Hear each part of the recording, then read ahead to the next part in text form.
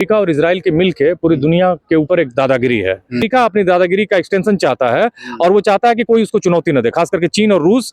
Iran उसमें एक आड़े आ रहा था तो उसको ये निशाना बना रहे हैं। वो एप्स्टीन फाइल में हरदीप पुरी का जो नाम निकल के आता है, कई सारे लोगों का नाम निकल के आ रहा है और उसमें भारत के उद्योगपति जिनको सत्ता के करीब बताया जाता था, उनकी बड़ी नजदीकियां रही हैं, उनकी बहुत ही ऑब्जेक्शनेबल उनसे बात हुई है। कहीं ना कहीं चीजें वो दबाव ला रही हैं और उस दबाव की वजह से भारत कहीं ना कहीं ब्लैकमेल हो रहा है। काम को लेके आए थे, वो तेल नहीं ला पा रहे हैं। रूस और भारत का एक अच्छा संबंध रहा है और कोई तीसरा देश क्यों तय करेगा कि हम तेल खरीदें ना खरीदें और हम क्या करें क्या ना करें। अगर ये बातें हो रही हैं तो वास्तव में ये बड़ी नमस्कार, नवजागरण लाइव में आपका स्वागत है। जिस तरह से ईरान इजराइल का जो युद्ध है वो जिस तरह से आगे बढ़ रहा है और उसी तरह से भारत की उसमें जो भूमिका है उस पर भी सवाल उठ रहे हैं, क्योंकि भारत खुल के उसका विरोध भी नहीं कर रहा है, लेकिन कहीं ना कहीं ये दिख रहा है कि वो अमेरिका और इजराइल के साथ समर्थन कर रहा है। हमारे साथ प्रोफेसर संदीप यादव सर हैं। सबसे पहले स्वागत है सर। धन्यवाद। क्या कहेंगे इस पूरे मसले पे, जिस तरह से अमेरिका कह रहा है कि हम उसको परमाणु संपन्न शक्ति नहीं बनने देना चाहते, इसीलिए ये कर रहे हैं। जी, ये दोनों अमेरिका और इजराइल के मिल के पूरी दुनिया के ऊपर एक दादागिरी है। इजराइल मिडिल ईस्ट में अपना कब्जा चाहता है। इजराइल को एक देश के रूप में मान्यता 1948 में मिली। इजराइल लगातार अरब देशों से संकट में रहा है, खास करके लेबनान, ईरान से। लेबनान का एक आतंक मतलब उसको ये आतंकवादी संगठन कहते हैं, हिजबुल्ला, उससे वो परेशान रहा है। फलस्तीन का जो हमास है वो भी लगातार इनके ऊपर आक्रमण करता रहा है, इनका युद्ध उससे चलता रहा है और इजराइल कई बार इनसे युद्ध जीता भी, तमाम तरह की चीजें चलती रही हैं। लेकिन एक्चुअली इजराइल चाहता है कि उसका एक पूरा कंप्लीट कंट्रोल हो। इजराइल जो है अमेरिका का एक बहुत ही नजदीकी सहयोगी है, इसलिए अमेरिका हर हाल में इजराइल का समर्थन करता है, क्योंकि जितने भी हथियार हैं, तमाम तरह की मदद है, वो सब कुछ इजराइल को अमेरिका से मिलता है। और अमेरिका में बहुत सारे यहूदी लोग जो सिलिकॉन वैली में रहते हैं वो सब यहूदी ओरिजिन के हैं और इजराइल के बहुत सारे अच्छे खासे लोग हैं। इजराइल भी टेक्नोलॉजी अमेरिका को देता है। इन दोनों का एक दूसरे पर निर्भरता है और दोनों एक दूसरे के सहयोगी हैं।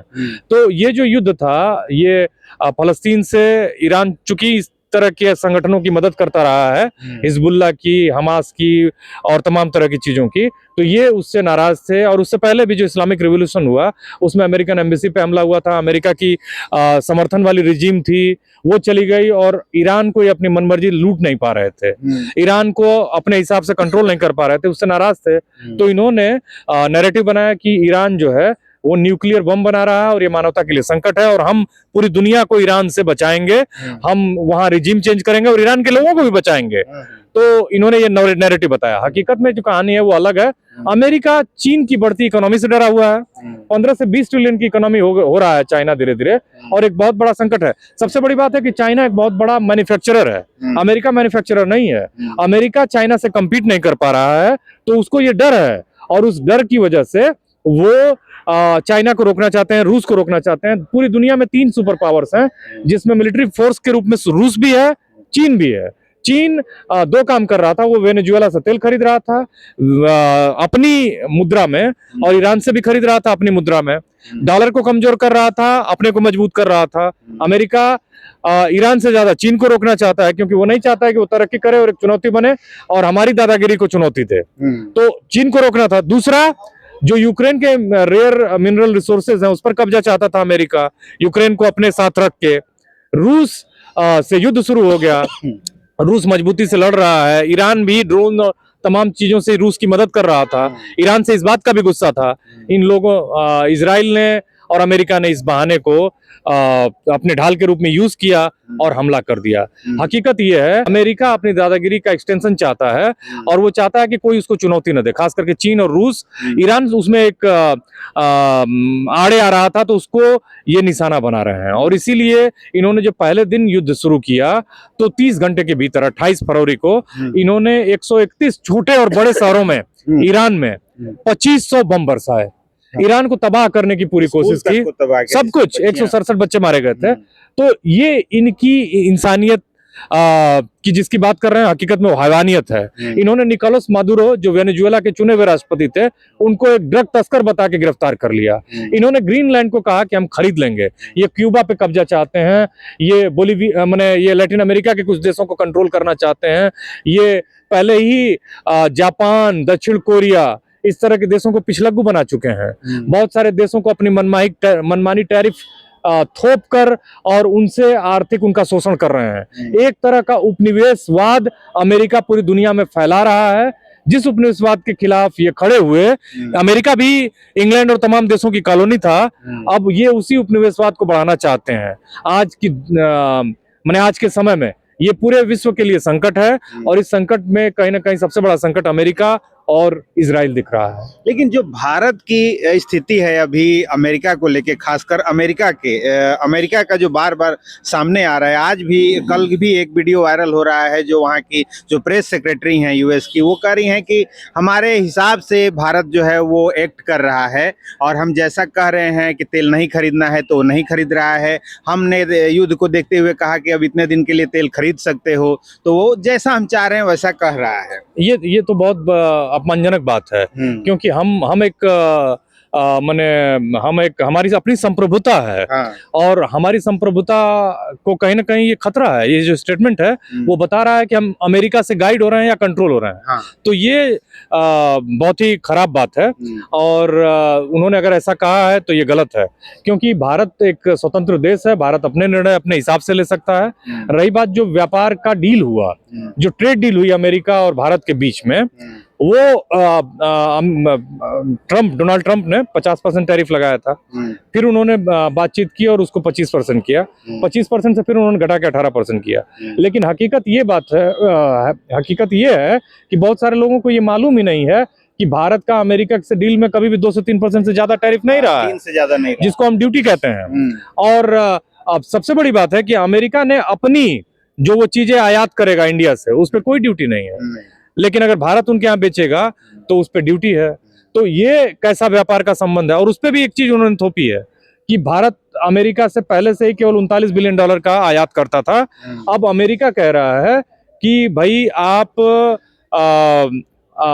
$500 बिलियन का हमसे आयात करिए। तो भारत के लोगों को जिन चीजों की नहीं जरूरत है वो भी अपने मार्केट में लाना होगा और उसको डंप करना होगा और भारत के लोगों को खरीदने के लिए मजबूर करना होगा या लेना होगा।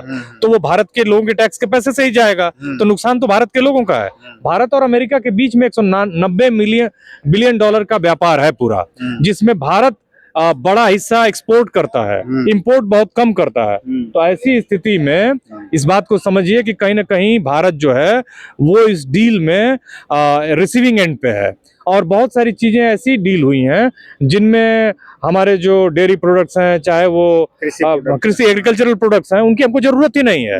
हमारे यहाँ वो चीजें अवेलेबल हैं, तो हम क्यों उनसे मंगा के और उसको महंगे दाम पे खरीदेंगे। तो ये कहीं से भी तार्किक नहीं लगता है, तर्कसंगत नहीं लगता है। और कहीं ना कहीं ये जो डील है वो एक प्रॉब्लमेटिक डील है। लेकिन पीएम की आखिर वो कौन सी मजबूरी है जिसको लेकर वो बार बार इतनी धमकी दे रहा है और वो यहाँ तक कह रहा है कि हम चाहें तो नरेंद्र मोदी का कैरियर तबाह कर सकते हैं। हाँ, ये भी बातें ये तो पीएम ने, वो राष्ट्रपति ने बोला है, वहाँ के ट्रंप ने बोला है। बिल्कुल, ये करियर तबाह करने की बात करना बड़ा ही अपमानजनक है। और कायदे से तो उनको माफी मांगनी चाहिए, क्योंकि हम, जैसा कि मैंने कहा ना, कि हमारी संप्रभुता पर आक्षेप है, चोट है, क्योंकि हम एक संप्रभु राज्य हैं, हम फ्री हैं। और उस पर हमारे देश के नेता को वो इस तरह से कहना बहुत ही खराब बात है। जो बातें निकल के आ रही हैं वो एप्स्टीन फाइल में हरदीप पुरी का जो नाम निकल के आता है, कई सारे लोगों का नाम निकल के आ रहा है। और उसमें भारत के एक उद्योगपति जिनको सत्ता के करीब बताया जाता था, अनिल अंबानी, उनकी बड़ी नजदीकियां रही हैं, उनकी बहुत ही ऑब्जेक्शनेबल उनसे बात हुई है। और एक नरभक्षी था, नरपिशाच था एप्स्टीन, जेफरी एप्स्टीन। उसने जो कुकर्म किया है वो उसने पूरी मानवता को शर्मसार किया है, तार-तार किया है।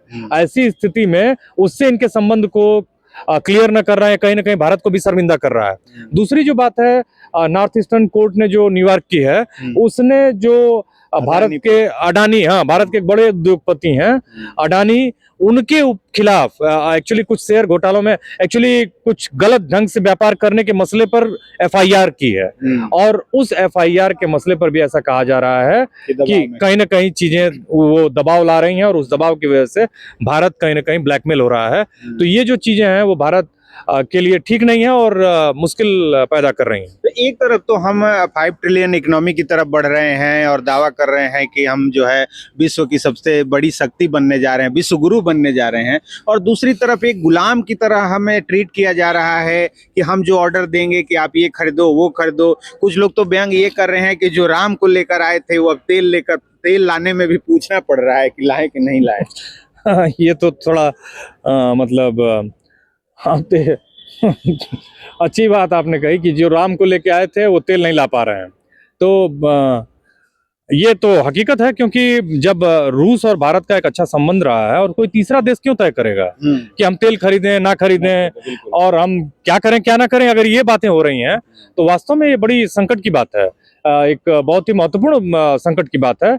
और एक्चुअली जो आपका सवाल है कि ये जो आरोप, ये जो बातें हो रही हैं, ये देखिए ना, ये कहीं ना कहीं भारत की एकता, अखंडता और डिसीजन लेने के मसले पर कहीं ना कहीं एक चोट है। और भारत को अपना स्टैंड स्पष्ट करना होगा, बताना होगा कि ये जो आरोप लगाए जा रहे हैं वो उनमें कोई दम नहीं है, और भारत अभी भी उतना ही मजबूत है, उतना ही फ्री है अपने निर्णयों को लेने के लिए, और किसी से भी वो कोई डील कर सकता है, किसी के साथ कोई भी करार कर सकता है, संबंध रख सकता है। क्योंकि बीच में जब ट्रंप नाराज हुए थे तो भारत रूस और चीन से ही अपनी नजदीकियां बढ़ा रहा था। भारत के जो श्रेष्ठ नेता हैं वो चीन के दौरे पे गए भी थे, और यही अंधभक्त जो अभी फिलहाल फिर ट्रंप की जय जयकार कर रहे हैं, उस समय ट्रंप को गाली दे रहे थे और चीन को अपना बता रहे थे। तो ये जो चीजें हैं ना, ये जो जिस तरह की चीजें हैं कि कुछ लोगों के बदले सरकार क्यों ब्लैकमेल हो रही है, कुछ लोगों के लिए भारत की पूरी जनता को मतलब मुश्किल में क्यों डाला जा रहा है, इन सवालों का सरकार को खुल के सामने आके जवाब देना होगा और बताना होगा कि नहीं, तेल हम अपनी इच्छा से ला पा रहे हैं, हम फ्री हैं, हम लाते रहेंगे, हमारे संबंध दूसरों देशों से भी रहेंगे, और हम वो निर्णय सुना। प्रोफेसर संदीप सर को इस वीडियो पर आपकी क्या प्रतिक्रिया है, कमेंट करके बताएं और देखते रहें नवजागरण लाइव। धन्यवाद। हाँ, तो ये लाइव तो नहीं था दोस्त, नहीं, एडिट करेंगे ना। हाँ हाँ हाँ हाँ।